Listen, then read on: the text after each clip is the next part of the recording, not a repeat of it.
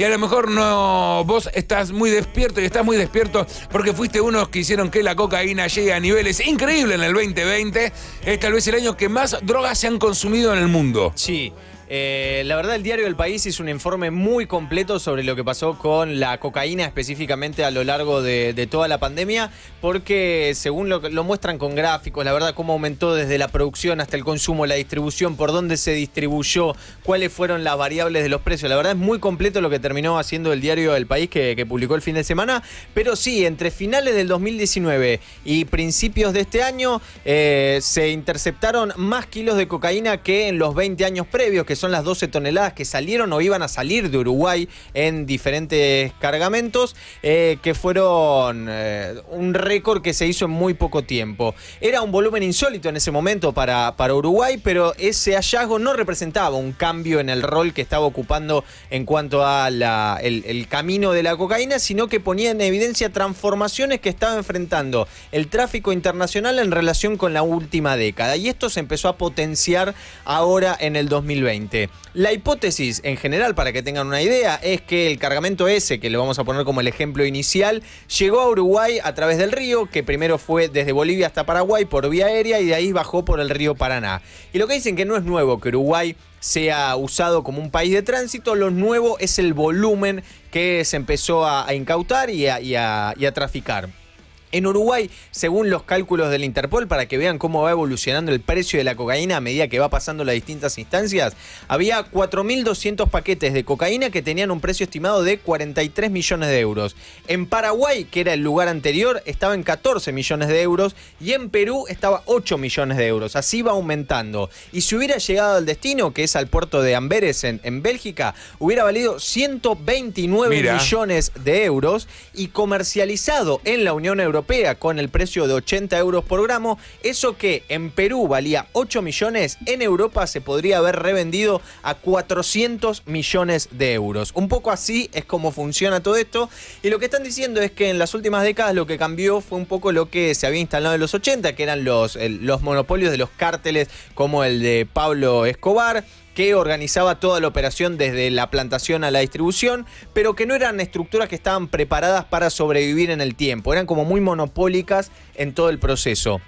A partir de entonces empezaron a involucrarse campesinos, fabricantes, transportistas, aduaneros, pilotos, marineros, policías, militares, vendedores de menudeo, que forman parte de una cadena que hacen que la cocaína, que llega sobre todo de Bolivia y Perú, Colombia, llegue a cualquier destino del mundo. ¿Por qué? Porque se empieza a emparentar con el modelo de negocios agropecuario y el de las drogas se complementa muy bien, sobre todo en Latinoamérica. Comparten entre el agropecuario y la cocaína el acopio, las rutas en la cadena de distribución, también gerentes, peones, estudios jurídicos. La cocaína viaja junto con la soja, con la carne, con el arroz, inclusive en los montacargas. Se usa toda esa estructura en la que se usa para el negocio agropecuario para transportar cocaína. Naciones Unidas... Cocaína, no coca. Ya cocaína procesada. Todos los distintos procesos, okay, ¿no? Todos los distintos procesos empiezan a usar todo, pero es toda la cadena, digamos. Naciones Unidas estima que 500 millones de contenedores en general van por el mar cada año. 9 de cada 10 bienes comercializados en el mundo pasan por un contenedor y varios puertos hasta llegar a destino, pero menos del 2% llegan a ser inspeccionados. Entonces, por esos cargamentos es por donde en definitiva se termina traficando. Y las rutas marítimas del Atlántico proveen de cocaína a Europa puerto a puerto y a través de estos contenedores. A veces puede pasar por África para satisfacer una demanda que está creciendo y está llegando también a niveles máximos en el continente africano. Y en África podrían sembrar y cosechar y producir cocaína. Tienen las condiciones. Está dado para que sea. Y es como la del café, viste, toda esa franja del medio, y los africanos tienen mucho de eso. Bueno, entonces vamos a África. Los que entienden... No solo el rubí. Es que gracias a una cadena más eficiente para fabricar y distribuir, la cocaína llega a las ciudades europeas también con la mayor pureza que se conoce en la historia reciente de la cocaína. Es un promedio de casi el 70% de pureza y hay lugares en los que llega hasta el 85%. En el 2017... nariz, boludo. En el 2017, la producción de cocaína fue la más alta que la humanidad haya registrado, casi 2.000 toneladas de cocaína. Y en el 2018, la Unión Europea rompió todos los récords de incautaciones de cocaína. Y según el Observatorio de Drogas Europeo, por lo menos 18 millones de personas de entre 15 y 64 años consumieron cocaína en el 2017. Y lo que dicen es que fueron 9.100 millones de euros en cocaína lo que se esnifó en el año 2017, que es casi lo mismo que destinó el gobierno español para la pandemia, para que tengan una referencia. El 99% de la cocaína se puede tomar más que nada por nariz, ¿viste? Hay gente que la diluye o la pone sobre cigarrillos, pero es muy poco. La mayoría se toma a la tradicional línea, a los Scarface. Claro.